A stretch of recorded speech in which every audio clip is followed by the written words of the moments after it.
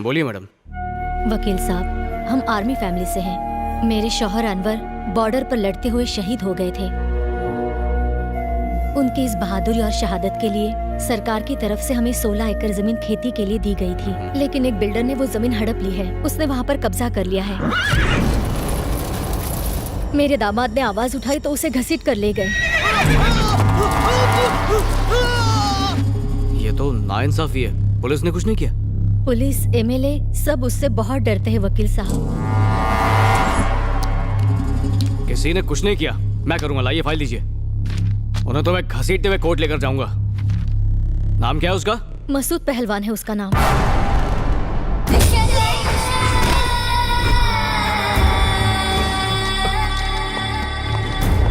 ये लो अपनी फाइल।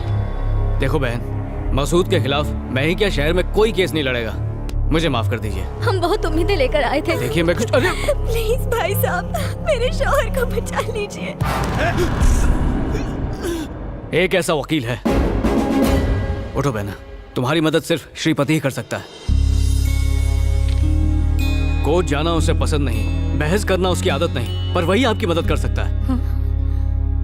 अदालत के अंदर जाकर उसने आज तक एक भी केस नहीं जीता है, पर अदालत के बाहर कभी हारा नहीं। और इसकी वजह है उसका बेटा, जिसके नाम से दहशत भी कांपती है। जहां पर इंसाफ दम तोड़ देता है, वहीं से उसका न्याय जन्म लेता है। वो अदालत के फैसले के लिए नहीं रुकता, सीधा सजा देता है। एक बार उसने केस अपने हाथ में ले लिया, फिर सामने सीएम हो, पीएम हो, आईएएस हो, कानून तोड़ने वाले की कमर तोड़ के उन्हें अपाहिज कर देता है। समाज का रखवाला है वो।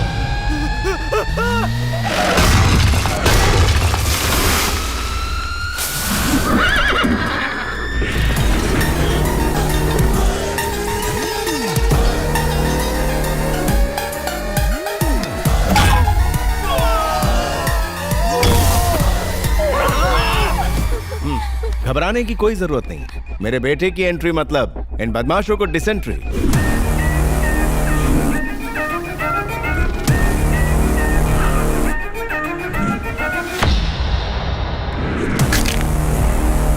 कौन है रे तू?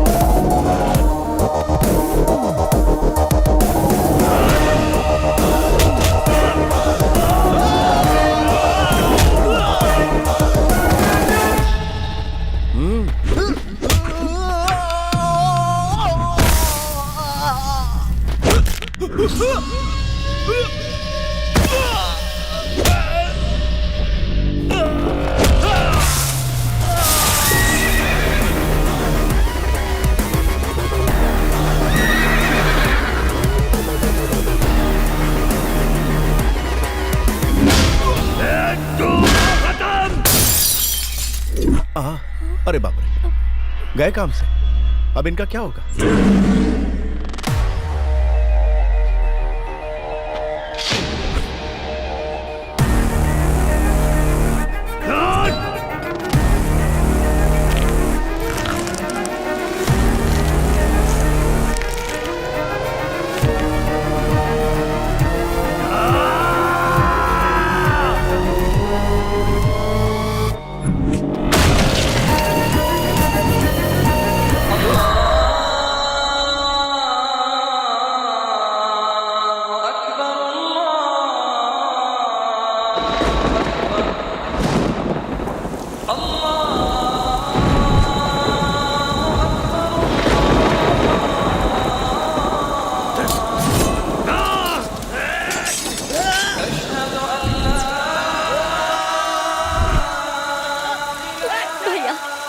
के दिल में अल्लाह का खौफ बिल्कुल नहीं है, वो मार देंगे उसे।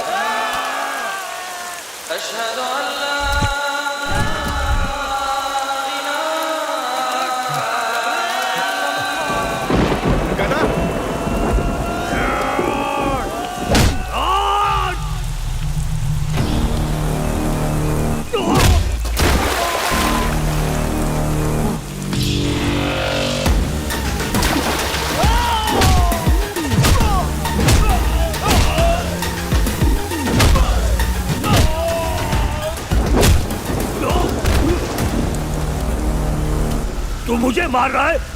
जानता है मेरा नाम क्या है? तेरा जो भी नाम, क्या तू खुद को बचा पाया? क्या खुद को पिटने से रोक पाया? तूने जो पाप किए हैं उसका बिल तुझे ही भरना होगा। दर्द और जख्म नाम या बैकग्राउंड के मोहताज नहीं होते। हर नाइंसाफी का मुंह तोड़ जवाब दूंगा, और जो कानून तोड़ेगा उसे तो मैं।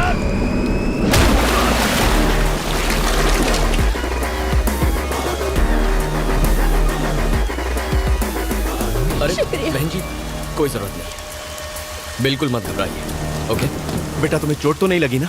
कुछ नहीं हुआ। लगी भी होगी तो तुम कहाँ मुझे बताओ। मुझे कुछ हो सकता है क्या चाचू?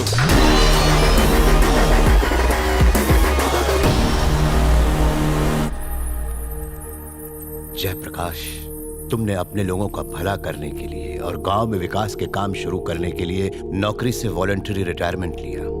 I am so proud of you. कैसे आना हुआ? उमापति, मेरा जो अनुभव है मैं पूरे गांव को उसका लाभ देना चाहता हूं, पर आए दिन हो रहे कत्ल को रोकना मुश्किल हो रहा है। मुझे उम्मीद है सीएस होने के नाते तुम मेरी मदद जरूर करोगे। क्या कहा? कत्ल? कौन करवा रहा है? विक्रम धनुष। कल उसने इनके पिता को मार दिया। पता नहीं ये खून खराबा आखिर कब रुकेगा। आखिर उसकी प्रॉब्लम क्या है? इसे देखिए, यहां हरे रंग में ये खेती की जमीन है। 1000 परिवारों के लिए जीवन का आधार है, लेकिन वो लोग ऑयल रिफाइनरीज के लिए यहां पाइपलाइंस बिछाना चाहते हैं। ऑयल कंपनी से करोड़ों रुपए एडवांस में ले चुके हैं और खेती की जमीन खरीदना चाहते हैं। किसान अपनी थोड़ी जमीन सैक्रिफाइस करने को तैयार हैं। डेवलपमेंट हो तो कोई प्रॉब्लम नहीं। रोड, हॉस्पिटल, स्कूल, एयरपोर्ट बनाओ, कुछ भी। ऐसे कामों से गांव का विकास होता है। आने वाली पीढ़ियों को उससे फायदा होगा। वो तो अपने घर छोड़ने को तैयार है, पर हाँ, विकास का काम होना चाहिए। लोग अपनी जमीन उन कंपनीज को क्यों दे जो सिर्फ अपना फायदा देख रही हैं? अगर हमने उनकी बात मानी तो गांव की मिट्टी, वहां का हवा, पानी सब कुछ प्रदूषित हो जाएगा। दुख की बात तो यह है कि सीएम का बेटा इन सब प्राइवेट ऑयल कंपनीज का हिमायती बना बैठा है। बस इसी वजह से कोई हमारी मदद नहीं करना चाहता। इसमें मैं कुछ नहीं कर सकता। मेरी राय मानो तो उस आदमी से दूर रहो। तुम्हें लगता है सीएम की वजह से लोग चुप हैं? ऐसा नहीं है। असली पावर सीएम के बेटे में है। और तो और, तुम यहां पर आए हो, इसकी जानकारी उस तक पहुंच चुकी होगी। वो किंग नहीं, किंग मेकर है। खैर, चिंता मत करो, मुझसे जो होगा मैं करूंगा। पब्लिक की नहीं, अपने बारे में सोचो। वैसे अपनी बेटी के बारे में कुछ सोचा है तुमने? हाँ। बिन माँ की बच्ची है, उसकी जिम्मेदारी अब तुम पर ही है। बस कोई अच्छा लड़का मिल जाए। ठीक है, मेरे साथ तुम घर चलो। माफ कीजिए, अभी इनके साथ आया हूं, फिर कभी आऊंगा। और बताइए, भाभी कैसी हैं?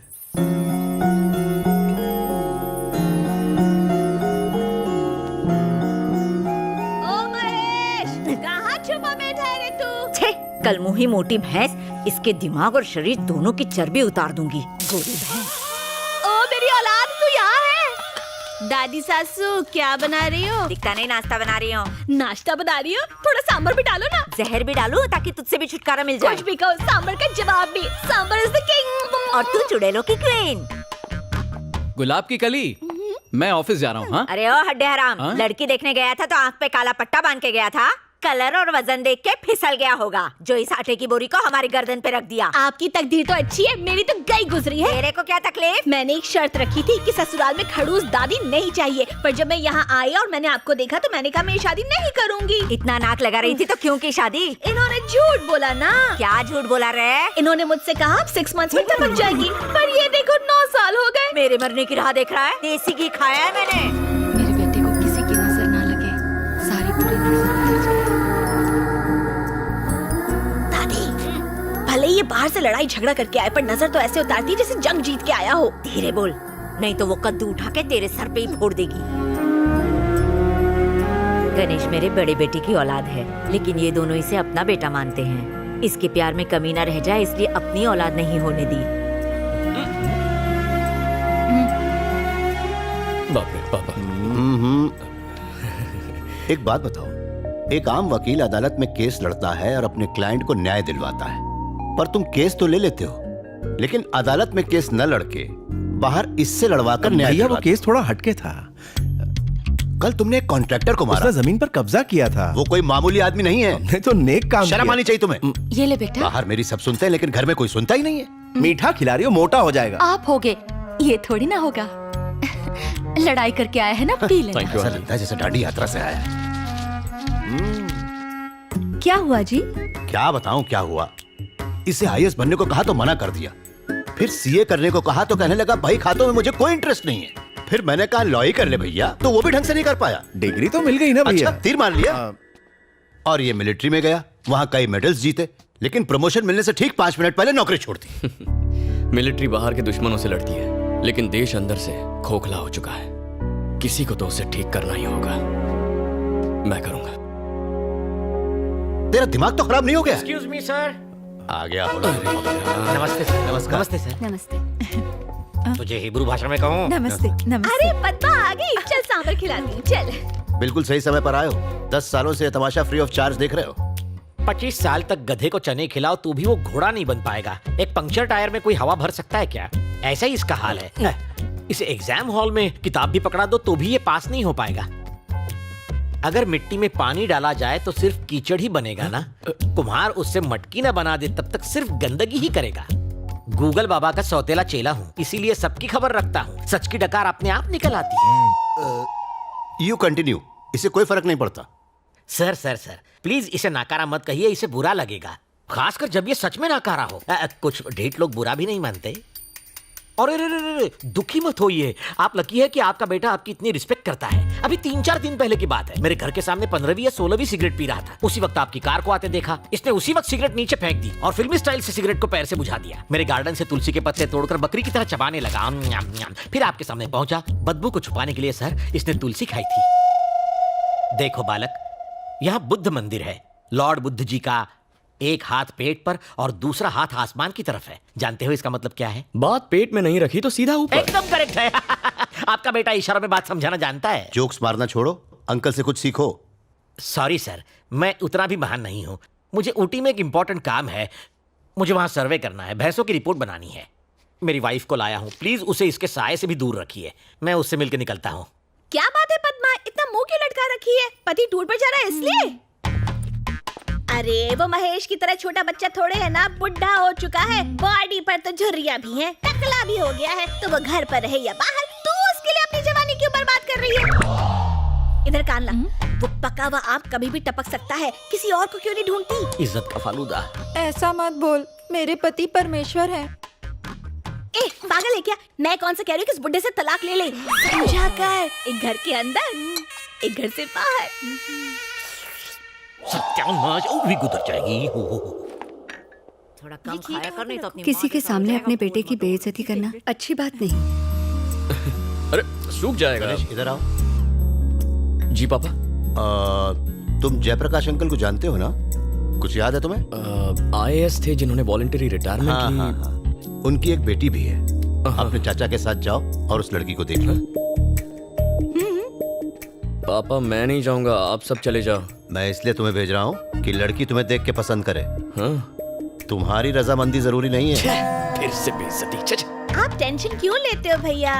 अपना गणेश वहाँ बहुत बड़ा झोल करके आएगा। क्या बक रही है रे? हाँ दादी सासू, अपना गणेश कभी किसी को पसंद नहीं आएगा। ये तो रिजेक्टेड पीस है ना?